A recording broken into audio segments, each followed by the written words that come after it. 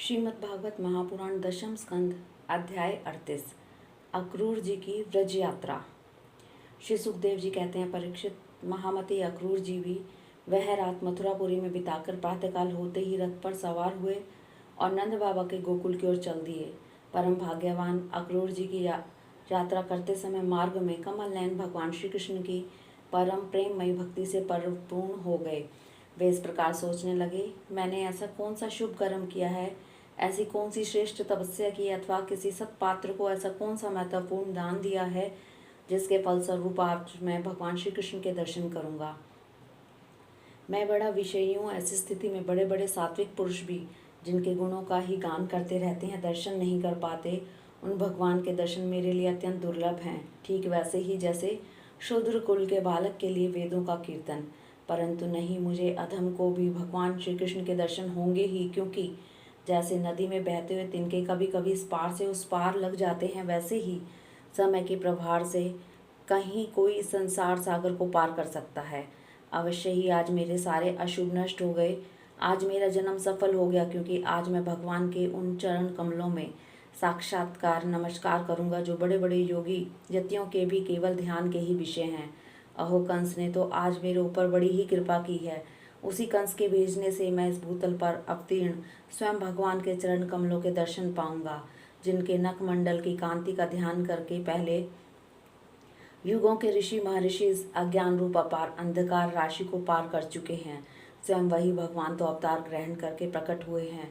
ब्रह्मा, शंकर, इंद्र आदि बड़े बड़े देवता जिन चरण कमलों की उपासना करते रहते हैं, स्वयं भगवती लक्ष्मी एक क्षण के लिए भी इनकी सेवा नहीं छोड़ती। प्रेमी भक्तों के साथ बड़े बड़े ज्ञानी भी जिनकी आराधना में संलग्न रहते हैं। भगवान के वे ही चरण कमल गौ को चराने के लिए ग्वाल वालों के साथ वन वन में विचरते हैं। वे ही सुर मुनि वंदित श्री चरण गोपियों के वस्थल पर लगी हुई केसर से रंग जाते हैं, चिन्हित हो जाते हैं। मैं अवश्य उनका दर्शन करूंगा। मरकतमणि के समान सुस्निग्ध कांतिमान उनके कोमल कपोल हैं। तोते की ठोर के समान नुकीली नासिका है और होठों पर मंद मंद मुस्कान, प्रेम भरी चितवन। कमल से कोमल रत्नारे लोचन और कपोलों पर घुंघराली अलकें लटक रही हैं। मैं प्रेम और मुक्ति के परम दानी श्री मुकुंद के उस कमल मुख का आज अवश्य दर्शन करूंगा, क्योंकि हरिण मेरी दाईं ओर से निकल रहे हैं। भगवान विष्णु पृथ्वी का भार उतारने के लिए स्वेच्छा से मनुष्य की सी लीला कर रहे हैं। वे संपूर्ण लावण्य के धाम हैं, सौंदर्य की मूर्तिमान निधि हैं। आज मुझे उन्हीं का दर्शन होगा, अवश्य होगा। आज मुझे सहज में ही आंखों का फल मिल जाएगा। भगवान इस कार्य कारण रूप जगत के दृष्टा मात्र हैं, और ऐसा होने पर भी दृष्टापन का अहंकार उन्हें छू तक नहीं गया है। उनकी चिन्मय शक्ति से अज्ञान के कारण होने वाला भेद भ्रम अज्ञान सहित दूर से ही निरस्त रहता है। वे अपनी योग माया से ही अपने आप में भ्रू विलास मात्र से प्राण, इंद्रिय और बुद्धि आदि के सहित अपने सर्वभूत जीवों की रचना कर लेते हैं, और उनके साथ वृंदावन की कुंजों में तथा गोपियों के घरों में तरह तरह की लीलाएं करते हुए प्रतीत होते हैं। जब समस्त पापों के नाशक उनके परम मंगलमय गुण, कर्म और जन्म की लीलाओं से युक्त होकर वाणी उनका गान करती है, तब उन गान से संसार में जीवन की सपूर्ति होने लगती है, शोभा का संचार हो जाता है। सारी अपवित्रताएं धुलकर पवित्रता का साम्राज्य छा जाता है। परंतु जिसे वाणी से उनके गुण, लीला और जन्म की कथाएं नहीं गाई जाती, वह तो मुर्दों को भी शोभित करने वाली है, होने पर भी नहीं के समान व्यर्थ है। जिनके गुणगान का ही ऐसा महात्म्य है, वे ही भगवान स्वयं यदुवंश में अवतीर्ण हुए हैं। किस लिए?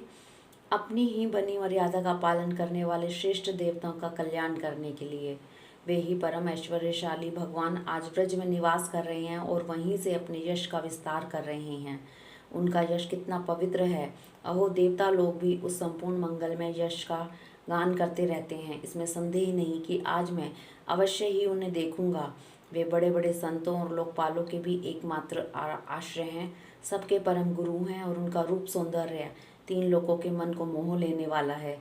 जो नेत्र वाले हैं उनके लिए वह आनंद और रस की चरम सीमा है। इसी से स्वयं लक्ष्मी जी भी, जो सौंदर्य की अधीश्वरी हैं, उन्हें पाने के लिए ललकती रहती हैं। हाँ, तो मैं उन्हें अवश्य देखूंगा, क्योंकि आज मेरा मंगल प्रभात है। आज मुझे प्रातःकाल से ही अच्छे अच्छे शगुन दिख रहे हैं। जब मैं उन्हें देखूंगा तब सर्वश्रेष्ठ पुरुष बलराम तथा श्री कृष्ण के चरणों में नमस्कार करने के लिए तुरंत रथ से कूद पड़ूंगा। उनके चरण पकड़ लूँगा। ओहो, उनके चरण कितने दुर्लभ हैं। बड़े बड़े योगी यति आत्म साक्षात्कार के लिए मन ही मन अपने हृदय में उनके चरणों को धारण करते हैं और मैं उन्हें प्रत्यक्ष पा पाऊँगा और लौट आऊँगा। उन दोनों के साथ ही उनके वनवासी सखा एक एक ग्वाल बाल के चरणों की भी वंदना करूँगा।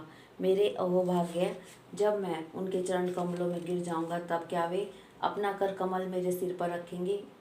उनके वे कर कमल उन लोगों को सदा के लिए अभयदान दे चुके हैं जो काल रूपी सांप के भय से अत्यंत घबरा कर उनकी शरण चाहते हैं और शरण में आ जाते हैं। इंद्र तथा दैत्यराज बलि ने भगवान के उन्हीं कर कमलों में पूजा की भेंट समर्पित करके तीनों लोकों का प्रभुत्व इंद्रपद प्राप्त कर लिया। भगवान के उन्हीं कर कमलों ने, जिनमें से दिव्य कमल की सी सुगंध आया करती है, अपने स्पर्श से रासलीला के समय ब्रज युवतियों की सारी थकान मिटा दी थी। मैं कंस का दूत हूँ, उसी के भेजने से उनके पास जा रहा हूँ। कहीं वे मुझे अपना शत्रु तो न समझ बैठेंगे। राम राम, वे ऐसा कदापि नहीं समझ सकते, क्योंकि वे निर्विकार हैं, सम हैं, अच्युत हैं, सारे विश्व के साक्षी हैं, सर्वज्ञ हैं। वे चित्त के बाहर भी हैं और भीतर भी। वे क्षेत्रज्ञ रूप से स्थित होकर अंतःकरण की एक एक चेष्टा को अपनी निर्मल ज्ञान दृष्टि के द्वारा देखते रहते हैं। तब मेरी शंका व्यर्थ है। अवश्य ही मैं उनके चरणों में हाथ जोड़कर विनीत भाव से खड़ा हो जाऊंगा।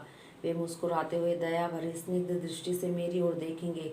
उस समय मेरे जन्म जन्म के समस्त अशुभ संस्कार उसी क्षण नष्ट हो जाएंगे और मैं निशंक होकर सदा के लिए परमा आनंद में मग्न हो जाऊंगा। मैं उनके कुटुंब का हूँ और उनका अत्यंत हित चाहता हूँ। उनके सिवा और कोई मेरा आराध्य देव भी नहीं है। ऐसी स्थिति में वे अपनी लंबी लंबी बाहों से पकड़ कर मुझे अवश्य अपने हृदय से लगा लेंगे। उस समय मेरी तो देह पवित्र होगी ही, वह दूसरों को पवित्र करने वाली भी बन जाएगी। और उसी समय उनका आलिंगन प्राप्त होते ही मेरे कर्म में बंधन, जिनके कारण मैं अनादिकाल से भटक रहा हूँ, टूट जाएंगे। जब वे मेरा आलिंगन कर चुकेंगे और मैं हाथ जोड़कर सिर झुकाकर उनके सामने खड़ा हो जाऊंगा, तब वे मुझे चाचा अक्रूर इस प्रकार कहकर संबोधन करेंगे। क्यों न हो, इसी पवित्र और मधुर यश का विस्तार करने के लिए ही तो वे लीला कर रहे हैं। तब मेरा जीवन सफल हो जाएगा। भगवान श्री कृष्ण ने जिसको अपनाया नहीं, जिसे आदर नहीं दिया, उनके उस जन्म को, जीवन को धिक्कार है। न तो उन्हें कोई प्रिय है न अप्रिय, न कोई उनका आत्म हृदय है और न ही शत्रु। उनकी उपेक्षा का पात्र भी कोई नहीं है। फिर भी जैसे कल्पवृक्ष अपने निकट आकर याचना करने वालों को उनकी मुँह मांगी वस्तु देता है, वैसे भगवान श्री कृष्ण भी उन्हें जो जिस प्रकार भजता है उसे उसी प्रकार में भजते हैं। वे अपने प्रेमी भक्तों से ही पूर्ण प्रेम करते हैं। मैं उनके सामने विनीत भाव से सिर झुकाकर खड़ा हो जाऊंगा और बलराम जी मुस्कुराते हुए मुझे अपने हृदय से लगा लेंगे। फिर मेरे दोनों हाथ पकड़कर मुझे घर के भीतर ले जाएंगे। इस प्रकार वे मेरा सत्कार करेंगे। इसके बाद मुझसे पूछेंगे कि कंस हमारे घर वालों के साथ कैसा व्यवहार करता है। श्री सुखदेव जी कहते हैं, परीक्षित, शव फलक नंदन अक्रूर मार्ग में इस चिंतन में डूबे डूबे रथ से नंदगांव पहुंच गए और सूर्य अस्ताचल पर चले गए। जिनके चरण कमल की रज का सभी लोकपाल अपने किरीटों के द्वारा सेवन करते हैं, अक्रूर जी ने गोष्ठ में उनके चरण चिन्हों के दर्शन किए। कमल, यव, अंकुश आदि असाधारण चिन्हों के द्वारा उनकी पहचान हो रही थी और उनसे पृथ्वी की शोभा बढ़ रही थी। उन चरण चिन्हों के चिन्ह करते हुए अक्रूर जी के हृदय में इतना आह्लाद हुआ कि वे अपने को संभाल न सके, विहल हो गए। प्रेम के आवेग से उनका रोम रोम खिल उठा, नेत्रों में आंसू भर आए और झटपट टपकने लगे। वे रथ से कूदकर इस धूलि में लौटने लगे और कहने लगे, ओहो, यह हमारे प्रभु के चरणों की रज है। कंस के संदेश से लेकर यहाँ तक अक्रूर जी के चित्त की जैसी अवस्था थी, यही जीवों के देह धारण करने का परम लाभ है।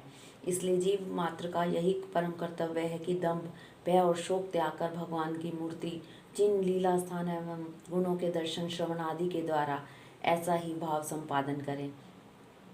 ब्रज में पहुंचकर अक्रूर जी ने श्री कृष्ण और बलराम दोनों भाइयों को गाय दूहन के स्थान में विराजमान देखा। श्याम सुंदर श्री कृष्ण पीताम्बर धारण की वेदे और गौर सुंदर बलराम नीलांबर। उनके नेत्र शरदकालीन कमल के समान खिले हुए थे। उन्होंने अभी किशोर अवस्था में प्रवेश ही किया था। वे दोनों श्याम, गौर श्याम, निखिल सौंदर्य की खान थे। घुटनों का स्पर्श करने वाली लंबी लंबी भुजाएं, सुंदर बदन, परम मनोहर और गज शावक के समान ललित चाल थी। उनके चरणों में ध्वजा, वज्र, अंकुश और कमल के चिन्ह थे। जब वे चलते थे, उनसे चिन्हित होकर पृथ्वी शोभायमान हो जाती थी। उनकी मंद मंद मुस्कान और चितवन ऐसी थी मानो दया बरस रही हो। वे उदारता की तो मूर्ति ही थे। उनकी एक एक लीला उदारता और सुंदर कला से भरी थी। गले में वनमाला और मणियों के हार जगमगा रहे थे। उन्होंने अभी अभी स्नान करके निर्मल वस्त्र पहने थे और शरीर में पवित्र अंगराग तथा चंदन का लेप किया था। परीक्षित, अक्रूर ने देखा कि जगत के आदि कारण, जगत के परमपति पुरुषोत्तम ही संसार की रक्षा के लिए अपने संपूर्ण अंशों से बलराम जी और श्री कृष्ण के रूप में अवतीर्ण होकर अपनी अंग कांति से दिशाओं का अंधकार दूर कर रहे हैं। वे ऐसे भले मालूम होते थे जैसे सोने से मढ़े हुए मरकतमणि और चांदी के पर्वत जगमगा रहे हों। उन्हें देखते ही अक्रूर जी प्रेम आवेग से अधीर होकर रथ से कूद पड़े और भगवान श्री कृष्ण और बलराम के चरणों के पास साष्टांग लौट गए। परीक्षित, भगवान के दर्शन से उन्हें इतना आनंद हुआ कि उनके नेत्र आंसू से सर्वदा भर गए। सारे शरीर में पुलकावली छा गई। उत्कंठावश गला भर आने के कारण वे अपना नाम भी न बतला सके। शरणागत वत्सल भगवान श्री कृष्ण उनके मन का भाव जान गए। उन्होंने बड़ी प्रसन्नता से चक्रांकित हाथों के द्वारा उन्हें खींचकर उठाया और हृदय से लगा लिया। इसके बाद जब वे परम मनस्वी श्री राम जी के सामने विनीत भाव से खड़े हो गए, तब उन्होंने उनको गले लगा लिया और उनका एक हाथ श्री कृष्ण ने पकड़ा और दूसरा बलराम जी ने। दोनों भाई उन्हें घर ले गए। घर ले जाकर भगवान ने उनका बड़ा स्वागत सत्कार किया। कुशल मंगल पूछकर श्रेष्ठ आसन पर बिठाया और विधि पूर्वक उनके पांव पखार कर शहद मिला हुआ दही आदि पूजा की सामग्री भेंट की। इसके बाद भगवान ने अतिथि अक्रूर जी को एक गाय दी और पैर दबाकर उनकी थकावट दूर की तथा बड़े आदर एवं श्रद्धा से उन्हें पवित्र और अनेक गुणों से युक्त अन्न का भोजन कराया। जब वे भोजन कर चुके, तब धर्म के परम मर्मज्ञ भगवान बलराम जी ने बड़े प्रेम से मुखवास और सुगंधित माला लेकर उन्हें अत्यंत आनंदित किया। इस प्रकार सत्कार हो चुकने पर नंदराय जी ने उनके पास आकर पूछा, अक्रूर जी, आप लोग निर्दयी कंस के जीते जी किस प्रकार अपने दिन काटते हैं? अरे, उसके रहते आप लोगों की वही दशा है जो कसाई द्वारा पाली हुई भेड़ों की होती है। जिस इंद्रिय आराम पापी ने अपने बिलखती हुई बहन के नन्हे नन्हे बच्चों को मार डाला, आप लोगों उसकी प्रजा हैं, फिर आप सुखी हैं, यह अनुमान तो हम कैसे ही कर सकते हैं। अक्रूर जी ने नंद बाबा से पहले ही कुशल मंगल पूछ लिया था। जब इस प्रकार नंद बाबा ने मधुर वाणी से अक्रूर जी से कुशल मंगल पूछा और उनका सम्मान किया, तब अक्रूर जी के रास्ता चलते ही जो कुछ थकावट थी वह सब दूर हो गई। हरि ओम तत्सत।